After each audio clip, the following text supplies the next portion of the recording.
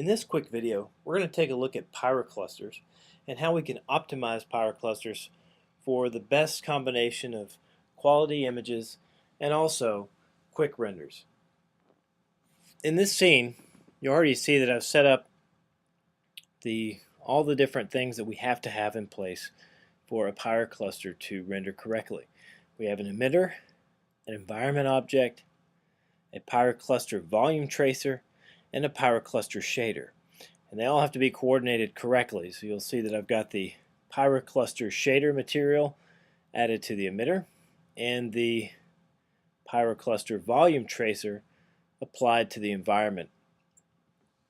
You can look at the chapter for dynamics and special effects, and we go into detail about setting up all these different objects and materials for this to work. So we're not going to spend any time on that. What I want to look at is the actual rendering of the pyrocluster. So you'll see here I've set this up to be a fireball, and we've got the birth rate editor and renderer both set to 15, and we get a render here that looks pretty good, but you'll see that the time here on this machine, which is getting kind of old, but you'll see it's a slow render at 3 minutes and 32 seconds to render this image.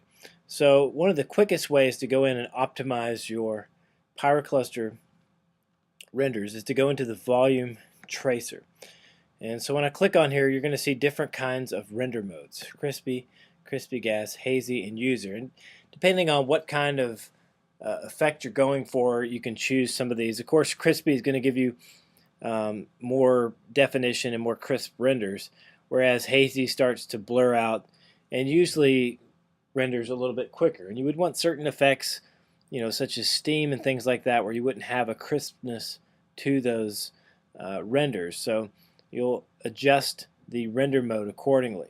In this case, I'm going to use user, and that opens up all these different parameters for me to decide how I want this to work. The main parameter we're going to look at is the world step size right here. I'm going to turn this up to, let's say, 25.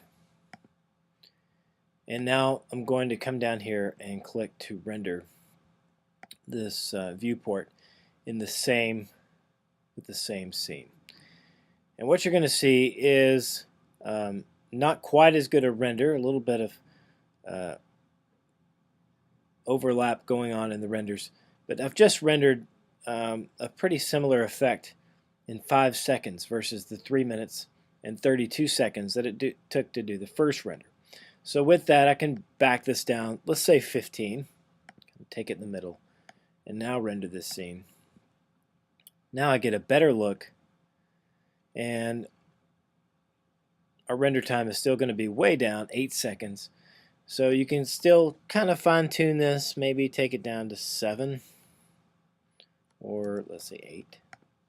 So just keep cutting in by halves, and here I get a quality that I'm happy with, and versus the default, I'm going to get a much faster render time.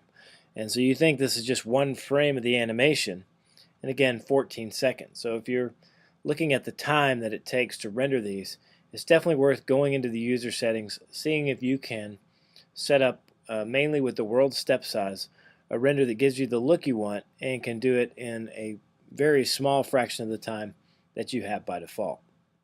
So check that out in the special effects and dynamics chapter. We do an exercise of having a pyrocluster follow along with a spaceship to give you an exhaust look. So be sure to check that out and enjoy.